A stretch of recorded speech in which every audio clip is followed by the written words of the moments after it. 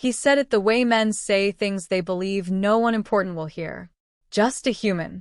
A dust catcher. She'll be gone before the decade closes. I kept walking.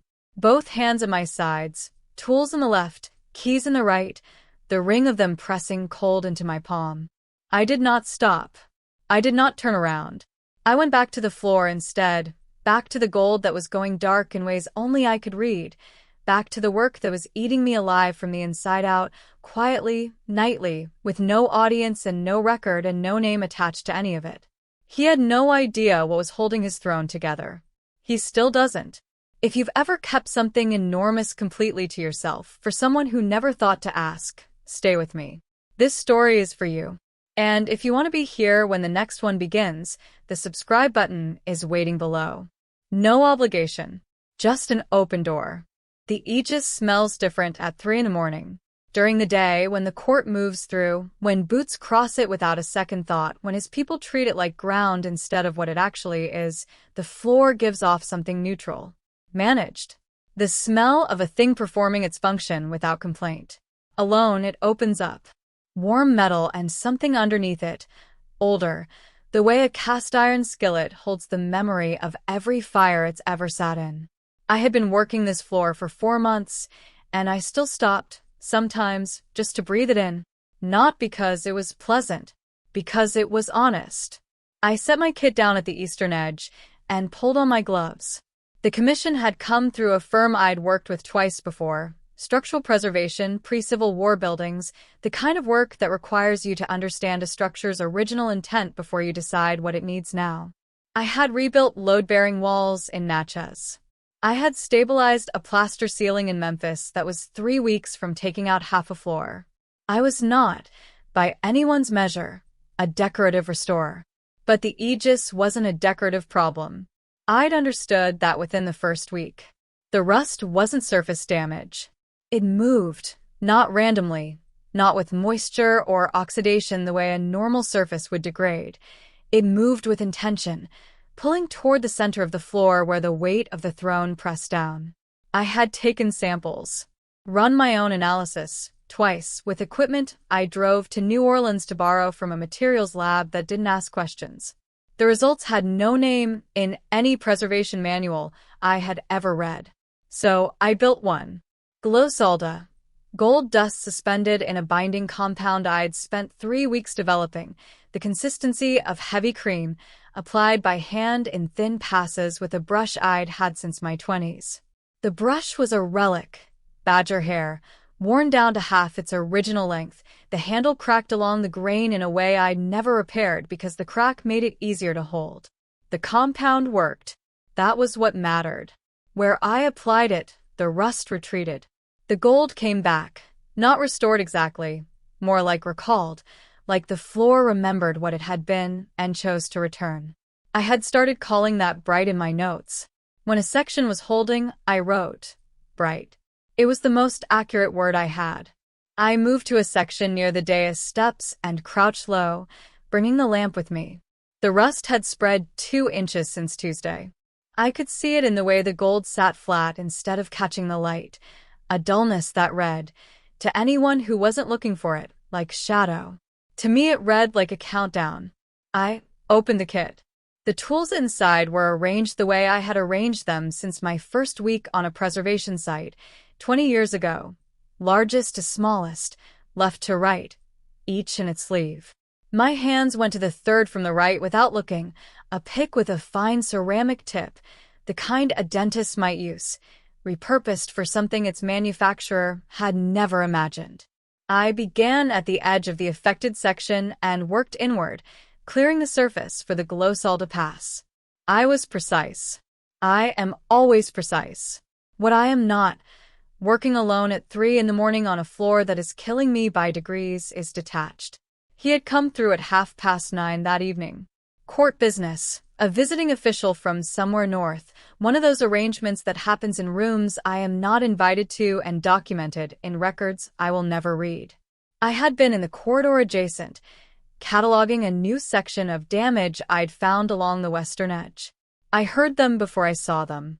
The official had been asking about the throne room's condition, The Aegis specifically, because word moves even in courts that guard their information carefully, and the floor had been visibly improving for weeks. I set down my pencil and waited. Bastion's voice carried the way old authority always does. Not loud, never loud, but with a quality of density that made other sounds step aside. Cosmetic maintenance, he said. The original craftsmanship is exceptional. It reasserts itself. A pause. The official said something I didn't catch. The restorer handles surface concerns. Nothing structural. He said it the way you describe furniture. The chair holds weight. The table seats 8. The restorer handles surface concerns. I picked my pencil back up. Made a note about the western edge. My handwriting was exactly the same as it had been before he spoke. I made sure of it, pressing the letters deliberately into the page, each one clean. Later, when they passed the corridor, he glanced in without slowing. His eyes moved across me the way they moved across everything in this building. Inventory, not interest. I existed in the same category as the wall sconces and the door hinges. Present. Accounted for. Not worth stopping for. I nodded once, professionally. He was already gone. The pick scraped along the rust edge, and I felt the familiar resistance. The void rust had a texture beneath the ceramic tip that I can only describe as reluctance. It did not want to be moved. I had learned not to rush it. The room settled around me. Jackson at this hour is not silent. The city has too much history pressing up from underneath for true silence, but the sounds are distant. Particular. The freight train on the Illinois Central line runs through sometime around 3, a low note that builds from nothing and then fades the same way, going somewhere with no memory of here. I listened to it pass. My left hand ached at the knuckle, where the marrow draw from 2 nights ago had left a bruise that was only now beginning to yellow at the edges. I flexed it once, quietly, and kept working. The gold came back under my brush in small increments. Section by section, the floor recalled itself. Bright, I thought. This part is bright again. I did not let myself feel the satisfaction of it. Not completely. Because the rust would return. It always did. Faster than logic explained, feeding on something in this building that had nothing to do with moisture or time. I had a theory about what it fed on. I had not written it in my notes. Some things you know, and keep to yourself. The floor glowed faintly where I had worked, not visibly, not in a way anyone would see, but I felt it through my gloves. A warmth. A returning. I sat back on my heels and let the quiet hold me for a moment. Surface concerns, he had said. I looked at the floor. At the 12 feet of recovered gold between me and where I'd started. At the brush in my hand and the ache in my left knuckle and the 4 months of nights I had given to this room that no one in this building knew existed. I put the brush back in its sleeve. I started again from the beginning. The marrow harvest happens on Thursdays. I chose Thursday deliberately. Far enough from the weekend that the court's activity peaks and recedes before I need to work at full capacity again. Close enough to Friday that I have 1 full day of lighter movement, cataloging, notation, surface prep before the deep work resumes. I mapped it out in my second week, the way I map everything, practically without sentiment, as though I were scheduling a structural pour and not something I do to myself with a 10-gauge needle in a room the size of a generous closet. The room the court assigned me sits off the east corridor, past the second iron door. It has a window that faces a courtyard no one uses, a work table, a utility sink with a faucet that runs cold for 30 seconds before it finds warmth. I brought a folding chair from the supply room down the hall and did not ask permission. No one noticed. The arnica cream comes from a supplier in New Orleans, a small operation, family-run, nothing online. I found them through a materials conservator I'd worked with in Baton Rouge, who had her own reasons for needing compounds that moved inflammation quickly and asked no questions of the body. I order 4 jars at a time. I'm on my 3rd case. I keep 2 heat packs in the bottom drawer of the work table, the kind you microwave. I have heated them every Thursday night for 4 months. The microwave down the hall belongs to the kitchen staff, who finish by 10. I use it after. This is the shape of it. This is what I have built. The draw itself takes 11 minutes when I am practiced, and the vein is cooperative. I do it seated, left arm braced against the table edge, the needle positioned at the posterior iliac crest, a point low on the hip where the bone is close to the surface, and the yield is reliable. I learned the positioning from a medical text. I checked out of the Eudora Welty Library on Capitol Street and read twice before returning it. I practiced on a model kit I ordered online and told myself I was only being thorough. The pain is not the worst part. The worst part is the sound. Bone has a specific acoustic when it gives, not loud, not dramatic, more like a word spoken in a register too low to translate. My body makes that sound and I sit with it, waiting for the draw to complete, watching the window that faces the empty courtyard. Jackson in November. The pecan trees dropping the last of what they're carrying. Afterward, I apply the cream while the yield is still warm. The compound needs living temperature to bind correctly with the gold dust, and I have maybe 20 minutes before it begins to separate. I work quickly. The mixing is precise. 7 parts gold dust to 1 part compound, folded rather than stirred. The motion the same every time. My hands know it now the way hands know things they have done often enough to stop requiring instruction from the brain. I tell myself it is a professional commitment. I signed a preservation contract. I honor my contracts. That night I apply the glow solda with more care than any contract has ever required of me. I use the short brush, the one with the worn handle, and I work slowly, the way you work when you know the material is finite and the surface needs every bit of what you are giving it. When a section takes the compound well, it warms under the brush stroke. That warmth travels up through the bristles, through the handle, into my palm. I let it. My left hip aches in a way that will take 3 days to fully subside. I do not stop. She appeared on a Tuesday. I had not heard her coming, and I had, by that point, learned the sound of every person in this building by their footfall. The quartz boots are heavy. The household staff move in soft-soled shoes that squeak at the heel on the marble corridor. Bastion moves without sound entirely, which I had attributed to deliberate cultivation until I realized it was simply what centuries do to a body. They remove all the unnecessary. She was different. She stopped in the doorway while I was crouched at the northern edge, mid-pass with the brush, and said nothing for long enough that I knew she had been watching for a moment before I noticed her. I looked up. She was slight. The kind of slight that in a human woman suggests fragility, and in her suggested something else entirely. Dark hair pulled back, ink stains on the first 2 fingers of her right hand. She held a leather journal against her chest the way a person holds something they have no intention of setting down. "You smell different on Thursdays," she said. Not a question. Not an accusation. Just a statement, offered without inflection, the way you report a fact you have been sitting with for some time. I did not answer immediately. I finished the brush stroke I was on, set the brush across the rim of the compound jar, and looked at her properly. She looked back. Her eyes were the particular dark of very old things, not unkind, not warm, just deep in a way that had stopped requiring anything from the surface. "Renata Voss," she said. "Court chronicler." "Sloane Mercer," I said. "Restorer."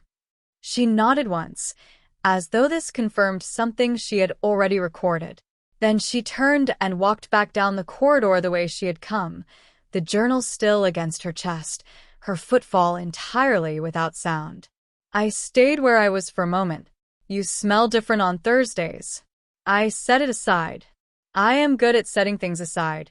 I have been doing it since before I can remember, since long before a marriage that required it of me and then ended anyway. I folded the thought and placed it somewhere I did not intend to return to. I picked up the brush. No one checks on me. This has been true since the first week. The court staff nod when I pass them in the corridors, then forget me before they reach the next door. The officials who move through the throne room during business hours treat me as a fixture, noted once, filed, not revisited. I have worked in buildings my entire career, where I was not exactly invisible, but was not quite present either. Background. Texture. The person who keeps the thing bright so the important business can happen in front of it. I have never minded. I have told myself, consistently and with reasonable conviction, that I have never minded. On the Tuesday Renata Voss appeared in my doorway, I finished the northern section and repacked my kit and walked back to my workroom and heated both packs in the microwave and pressed one against my hip and sat in the folding chair in the dark. The window faced the courtyard. The pecan trees were bare by then. I sat there longer than I needed to. What surprised me, the thing I could not fold away and file, the thing that was still there when I checked, was not that no one had come. It was that for one brief, unguarded moment, somewhere between finishing the last brush stroke and walking back down the corridor, I had wished someone would. Not to help. Not to acknowledge the work. Just to know. To be somewhere in the world, at that particular hour, in possession of the true shape of what I was doing in that room. I pressed the heat pack harder against my hip. The courtyard was empty. The trees held nothing. I stayed until the pack went cold. I had stopped wishing someone would check on me by the time the gala arrived. I want to be precise about that. It wasn't resignation, it was something more deliberate. A door I closed from the inside and locked with both hands. The wish had been a single, unguarded moment, and I had examined it the way I examined structural damage, located it, assessed it, determined it was not load-bearing, and moved on. I was good at that. I had been good at that for years before I ever set foot in this building. The court called it a mid-season gathering. What it was, in practice, was 60 people in formal dress moving through rooms that smelled of rendered beeswax and old authority, speaking at a volume designed to suggest ease while communicating everything but. I had worked through enough events at enough institutions to read the room from a corridor without entering it.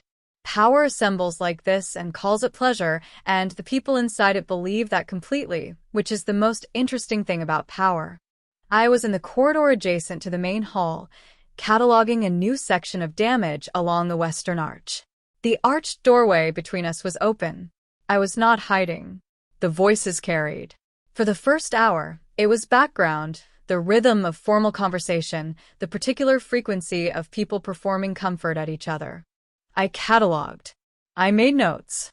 The new damage ran along the mortar line in a way that suggested the wall had absorbed moisture at some point in the last decade, the kind of slow intrusion that looks like age and is actually neglect. I photographed it in sections. Then someone asked about the Aegis. I did not look up. A court member, a woman, voice I didn't recognize, accent that suggested somewhere coastal and old, said she had noticed the floor looked different. Brighter. She said that word, and I went very still over my notebook. The floor is recovering beautifully, she said. Whatever you've done.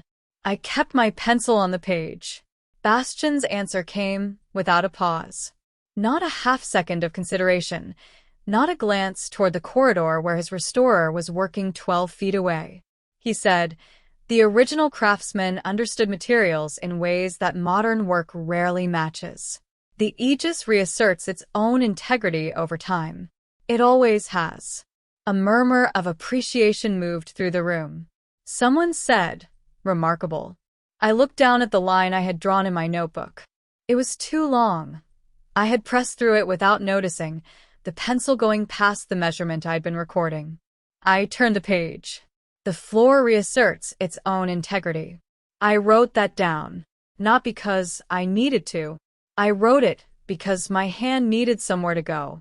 The gathering ran late.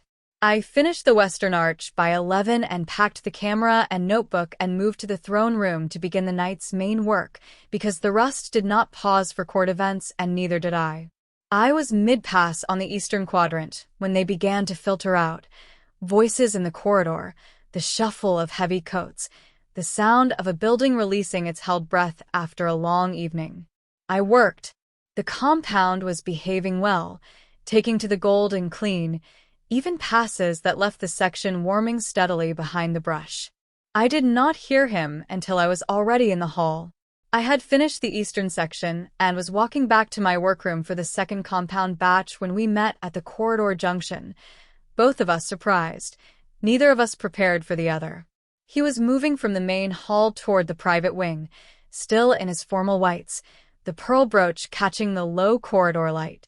I was carrying my kit and a lamp and smelled, objectively, of gold dust and arnica cream and the particular brand of fatigue that has a physical odor. He looked at me. 2 seconds. Perhaps less. The look was not unkind. That is what I want to say clearly. It was not unkind, which would have been easier to carry. It was the look of a man who has reached a door he forgot was there, registered it as present, and filed it without opening it. Recognition without interest. Awareness without attention. I dropped my gaze first, moved to the side. He continued down the corridor. I stood at the junction for a moment after he had gone, kit in one hand, lamp in the other. Then I went back to the throne room and worked until 5 in the morning. The rust pulled back 3 inches past where I had expected. I had not intended to push that far. The hip was still giving me trouble, and the compound batch I'd mixed for the night was sized for the eastern section only. I stretched it, worked slowly, rationing each pass, making the glow solder go further than it should have by thinning the application at the edges where the damage was shallower. It cost me precision. The edges of the treated area would need reinforcement in the next session. I kept going. At 5 I sat down, my back against the dais, legs extended on the cold gold, the lamp beside me on its lowest setting. I reached into the paper bag I'd brought from Big Apple in on Farish Street, a place I'd found in my first week, a walk-up window on the alley side that had been serving the same menu since before I was born. I unwrapped the sandwich. Ate it in the way you eat when you are not thinking about eating, methodical, without tasting, fuel rather than pleasure.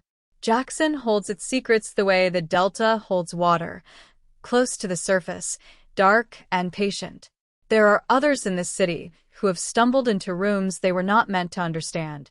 Women who picked up a commission or a contract or a key and found something waiting on the other side that had no name in any language they were taught.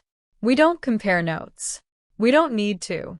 There's a particular way we hold our coffee cups in the morning, both hands, like we're making sure something stays warm, and anyone who knows, knows.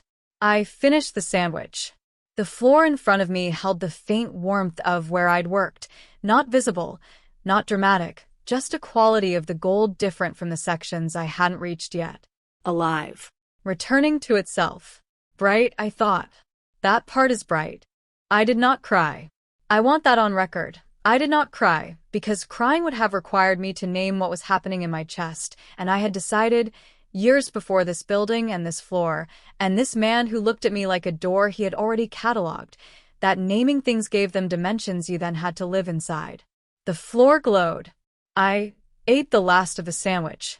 I did not move for a long time after that. Just sat with my back against the dais and the lamp going low and the quiet of a building at 5 in the morning, which is a specific kind of quiet, thick with everything the night deposited and not yet disturbed by anything the day intends. He had said the floor reasserts its own integrity. I pressed my palm flat against the gold. The floor was warm. I had made a decision, somewhere between the dais and the walk back to my workroom that morning, that I was going to stop caring about the credit. Not perform, not caring. Actually do it, close the account, zero the balance, stop running the arithmetic of what I had given and what had been acknowledged, and what the gap between those two numbers meant about my worth in this building. I was 43 years old. I had done this work before, in other forms, in other buildings for other people who moved through rooms I had stabilized, without once looking down at what held them up. This was not new. I had survived it before by deciding the work was enough, and the work had always been enough, and I was going to decide it again now, and mean it this time. I meant it, for approximately 6 days. Then the negotiators came back from Biloxi. I knew they were expected Tuesday. The court's energy changes when he is returning. Not anxiety exactly, more like a building that has been running on a lower frequency suddenly recalibrating, doors opening and closing with more intention, the household staff moving at a different speed. I had learned to read it the way I read buildings. The signs are small and structural and unmistakable once you know where to look. What I did not know was that they were coming back 2 hours early. Tuesday night, I was in the throne room by 10. The negotiation wasn't due to end until Wednesday morning at the earliest. I had overheard that detail in passing, so I had the full night, which meant I could finally reach the central section. The heart of the Aegis. The place I had been working toward for weeks, building outward from the edges, sealing the perimeter before approaching the core the way you approach any damaged center, carefully, having secured everything around it first. I set my kit at the edge and mixed the compound by feel. My hands knew it now without measuring. The weight of the gold dust, the way the binding agent resisted and then gave, the exact moment the mixture was ready. I moved to the center of the floor and went down on both knees. The cold of the gold came through my work pants immediately. I had stopped noticing that months ago. I placed both palms flat and waited. The soul resonance doesn't announce itself. That is the thing I could never explain in my notes. There is no moment of activation, no perceptible trigger. One instant the floor is inert under my hands, and the next it is answering, the way a room answers when you finally ask it the right question. The blue comes up from somewhere below the surface, below the gold leaf, below whatever physical substrate the Aegis is built on, and it moves outward from my palms in a circle that I cannot control, and have stopped trying to. 8 feet, roughly. Always the same radius. I have never seen it from the outside. I only know the shape of it from what I feel, the boundary where the warmth ends and the room's cold air resumes, a line I can trace with my eyes closed. From inside it, the light is not blinding. It is more like being inside something that is paying close attention. My hip ached. My shoulders had gone tight from the angle of the work. I breathed through it and kept my palms pressed flat and let the compound do what it was designed to do, what I had made it to do, what it could only do through contact with whatever I carry in my bones that the gold recognizes. I do not know why it is me. I have spent months not asking that question too directly. I did not hear the door. The first I knew of anything was a change in the air, the specific way a room shifts when its seal is broken, a corridor breath moving through from somewhere new. My body registered it before my mind did. My shoulders tightened. The circle held. I did not turn around. This is the part one have gone back to afterward, more times than I can account for. I knew someone was there. I knew within seconds, with the certainty you develop after enough years of working alone in buildings, that the doorway behind me was occupied. And I did not turn around. I kept my palms on the floor, I kept my breathing even, and I let the resonance complete its cycle because stopping at mid-pass damages the treated area, and I had worked too long on that section to lose it. That is what I told myself. The truth is my hands had stopped being willing to lift. The light ran its course. The warmth pulled back toward center, toward my palms, the way water pulls back before a tide turns, and then it was gone, the floor cool and quiet and ordinary beneath my hands, the gold holding what it had just been given. I stayed on my knees for a moment. Then I rose, turned to gather my brush from the kit at the edge, and the doorway was empty. I packed slowly, checked my work, made notes. The central section had taken the compound better than anything I had treated in 4 months. Deep penetration, even distribution, the gold warming to a color I had not seen in this floor since the first week when I was still doing assessment passes and had not yet understood what I was dealing with. Genuinely bright. The whole center holding. I wrote that in my notebook. Center section, holding. Full depth. Bright. I did not write what I was thinking, which was this, that whoever had stood in that doorway had been there long enough to see the full cycle. Long enough to see the light at its widest point, 8 feet out, the room turned blue and quiet and absolute. Long enough to understand that what they were watching was not cosmetic maintenance. Long enough to see me. I closed the notebook. On the other side of this palace, in a private room with curtains drawn against a sun that had not yet risen, a man who had ruled for 4 centuries sat alone. I did not know this. I could not know it.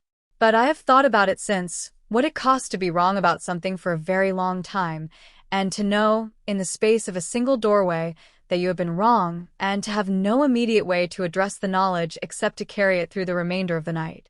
His court was loyal. His throne was, until recently, corroding from the inside out. He had attributed both to natural order. I gathered my kit, walked back down the corridor. The building was quiet around me. For the first time in 4 months, the central floor was bright. I had spent the day telling myself it was maintenance staff. Someone checking the heating system. A court member retrieving something left behind. The building had dozens of people moving through it at irregular hours. I had documented enough of their patterns to know that late-night corridor traffic was not unusual. There was no reason to assume the doorway had been him. No reason to build a structure around a change in the air and an empty frame and the particular way my hands had refused to lift. I went back Wednesday night with my kit and my compound and my very reasonable explanation, and I set up at the northern edge, and I had been working for approximately 30 seconds when I knew. He was in the doorway. This time, he was not hiding. The door was open behind him, the corridor light falling in at an angle that put him in partial shadow but not darkness. Visible, present, making no effort to be otherwise. He was still in the white. The pearl brooch catching what light there was. I kept my brush moving. My mind made a list of everything I needed to do before I acknowledged him. Finish the current pass, which was halfway through a section I couldn't interrupt without leaving an edge. Set the brush correctly across the jar. Confirm the compound hadn't begun to separate in the mixing dish. Practical things. Each one completely necessary. Each one buying me approximately 4 seconds. I finished the pass. Set the brush. Checked the compound. He was still there. I began the next pass. 11 minutes. I know because I counted the passes. Each one takes between 40 and 60 seconds depending on the section's condition, and I made 11 full passes before he spoke. I was not counting deliberately. My mind counts things when it needs somewhere to go, the way my hands straighten tools that are already straight. He said, "How long?" 2 words. Not rising at the end. Not a question in the way questions usually present themselves, with an implicit negotiation, a space for deflection. This was a man who had stopped asking things he already partially knew the answer to and was now simply requesting confirmation. I set the brush down. For months, I told him. Nightly since the 3rd week of the commission, when I understood the damage was not surface level and the standard approach would not hold it. I told him about the compound, not its composition, not what goes into it, just that I had developed it specifically for this floor, that it interacts with the Aegis in a way that standard conservation materials don't. I told him the rust retreats after each treatment and returns more slowly each time, and that the central section, which I had finally reached 2 nights ago, was holding in a way the outer edges hadn't in the early months. I told him the Aegis was not reasserting its own integrity. I said it plainly, without edge, without satisfaction, in the same voice I use to report findings to clients who have been operating on incorrect assumptions about their property. This happens. People misread buildings. The correction is the work. He stood in the doorway and listened. He did not move. He did not interrupt. When I stopped speaking, the silence had a weight to it, not empty, not waiting to be filled. He was processing something, or he was choosing something, and I had enough experience with very controlled people to recognize the difference between a man who has nothing to say and a man who is deciding how much to say. He asked no follow-up questions. That was the part that took me a moment. Most people, receiving that volume of information they had not previously possessed, produce questions reflexively. How? Why? What does that mean going forward? He produced nothing. Just held what I had given him and stood with it, and I cannot tell if that was the particular cruelty of someone who had learned that silence extracts more than inquiry, or the particular respect of someone who understood that some things are not his to press yet. I picked up the brush again. Then he said, "Why didn't you tell me?" I put the brush back down. I turned and looked at him, fully, directly, in the corridor light, for the first time since the night we had passed each other at the junction. His face was the same face that had moved past me in the hall, and through the doorway of the gala corridor, and over my head in the throne room, when I was cataloging the western arch. The face of a man who had looked at me the way you look at furniture you forgot was there. I said, You told me I would be forgotten before your next century. He was very still. You said it in the hall, I said. Outside this room. I was walking past. You weren't talking to me, you were talking to the man beside you, the one with the pale eyes. Just a human. A dust catcher. She'll be gone before the decade closes. I kept my voice level. I had rehearsed this, not consciously, not in any deliberate way, but the words came out with the evenness of something that has been turned over many times in private until all the raw edges wore smooth. I heard you, I said. And then I came back in here and worked. The room held the silence for a long moment. He did not apologize. I had not expected him to, not because I thought he was incapable of it, but because apology requires a man to have already arrived somewhere he was only now beginning to approach. You cannot apologize for a position you have not yet fully understood you were standing in. What he did was this: he moved. Not toward me. Not away. He shifted his weight from one foot to the other, and his shoulders, which had been carrying themselves at the particular angle of a man whose authority lives in his posture the way other men carry it in their voice, released by some small, immeasurable degree. Not collapse. Not softening. More like a door that has been braced shut from the inside, slowly, carefully, being relieved of the brace. He looked at the floor. Not at me. At the Aegis. At the central section I had treated 2 nights ago, which was still holding its warmth, still bright in a way that only I had been able to see for months. He looked at it for a long time. Then he looked back at me. He did not say, I was wrong about you. He did not say, I see you now. Those words belonged to a conversation further along than the one we were standing in, and he was, whatever else he was, precise about distance. What he said was nothing. He simply held my gaze for the count of 3 full seconds, which was 3 more than he had ever offered before. Then he stepped back from the doorway. I heard his footfall, which I had not heard once in 4 months, which I had attributed to centuries of practice and now understood was simply what he was, moving down the corridor toward the private wing. Getting quieter. Gone. I stood in the throne room alone.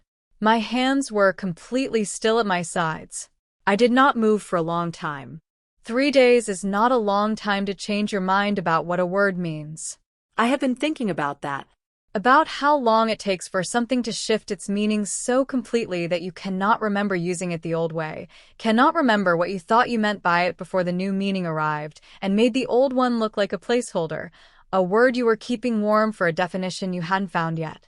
I had used bright for 4 months as a technical designation, a shorthand in my notes. Section holding bright. The gold recovering toward its original depth of color and warmth, the void rust retreating, the compound doing what it was compounded to do. Precise. Useful. Stripped of any weight beyond its function. Wednesday night, I walked into the throne room, and the floor was still holding. I stood at the edge for a long moment before I moved toward it. In preservation work, you learn early that the difference between a surface maintaining and a surface recovering is not always visible to the eye. You feel it through the tools, through the give or resistance of material under the pick, through the way a treated section responds to light at a low angle.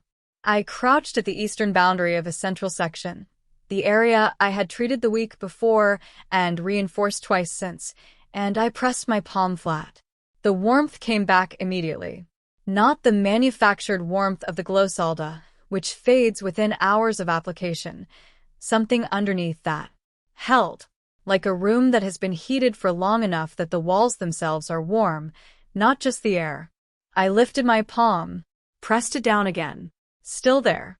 I sat back on my heels and looked at the floor for a long time. The far edges still needed work. There was a section along the western dais that had opened up in the last week, new damage, which told me the rust was not finished. The Aegis was not healed. I had not performed some decisive intervention that resolved the problem cleanly. This was not that kind of story. What the floor was doing was learning to hold. I understood what that meant below the level where I could write it in my notes. The void rust feeds on the specific quality of attention Bastion had been paying to the things around him, which is to say, none. And in curiosity so deep it had become structural, so consistent across 4 centuries that it had begun to express itself as decay in the physical foundation of his authority. I had theorized this in my 3rd month, written it down, crossed it out, written it again. I had no professional framework for it. I had only the evidence that the rust accelerated in the weeks following court gatherings where he spoke most confidently and retreated in the days after I had treated the floor, and now, 3 days after a conversation in a doorway where a very old king had stood in silence and held what he did not know and let it change the angle of his shoulders by a fraction. The floor was holding on its own. My hip still ached. The left knuckle was bruised again from Tuesday's draw. I would carry this work in my body for a long time. That was not going to resolve itself quickly, and I was clear-eyed about it because I am always clear-eyed about costs once I have decided to pay them. What I had not let myself look at directly, until that night, was what I was paying toward. I had told myself it was the work, the contract, the professional obligation of a woman who honors what she signs. Crouched on the floor of a vampire king's throne room at midnight, palm pressed to gold that was finally, fractionally, provisionally, genuinely, warm on its own, I let myself be honest. I was paying toward something I did not have a name for yet, something I was not finished deciding about. That was enough. For now, that was enough. I did not hear him arrive. I was near the dais steps, packing the final section of tools into their sleeves, when I became aware of him. Not a sound, not a movement, just the quality of the room changing the way it changes when a presence with that much density enters it. I did not startle. I kept my hands moving through the packing, each tool into its sleeve, largest to smallest, left to right. He sat down on the dais steps. Not the throne. The steps below it, 3 wide stone stairs that I had sat on myself the night of the gala, eating a sandwich in the dark. He sat on the 2nd step, forearms on his knees, and watched me pack. He was in the white again, the brooch at his lapel. He looked, in that posture, less like a king than like a man who had been awake for 3 days and had stopped performing the architecture of authority for the hour. I finished the last tool sleeve. I did not close the kit. He said, "I want to know what it costs you. Not what does this involve. Not explain the process." He had asked me 3 nights ago what I had done and how long, and I had answered the shape of it, and he had held the shape of it for 3 days, and now he was asking for what I had withheld. He knew there was something withheld. He was not guessing. I looked at him for a long time. My first thought was, not yet. My first thought was that there were categories of information that, once given, could not be held neutrally, that knowing what something costs changes the relationship between the person who paid and the person who now knows the price, and I had built my entire tenure in this building on the foundation of asking nothing and receiving nothing, and owing nothing on either side. I sat down beside him, on the steps. Not close. The width of a person between us, a deliberate distance, comfortable enough to hold a conversation and honest enough not to pretend the distance didn't exist. Then I told him. Not the clinical version. The real one, the needle, the draw, the sound bone makes when it gives, the 11 minutes I spent looking at the empty courtyard every Thursday while my body produced what the floor needed to survive.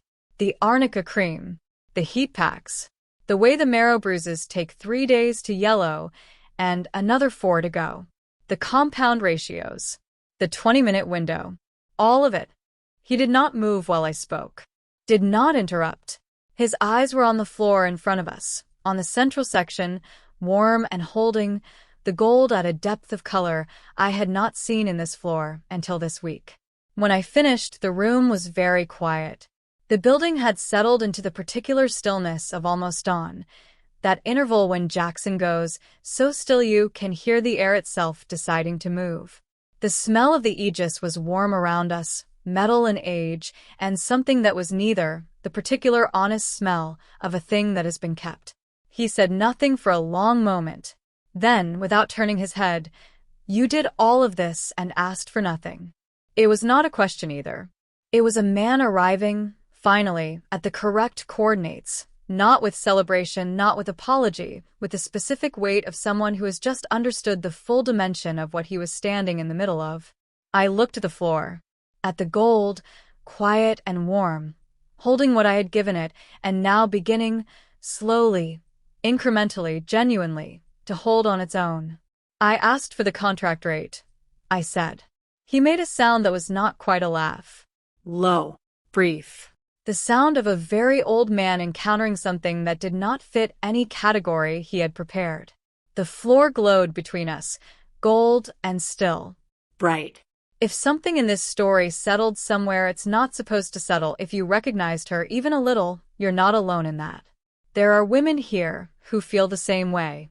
Quiet stories, heavy ones that ask something of you. They live here. Subscribe and you won't have to go looking. They'll find you.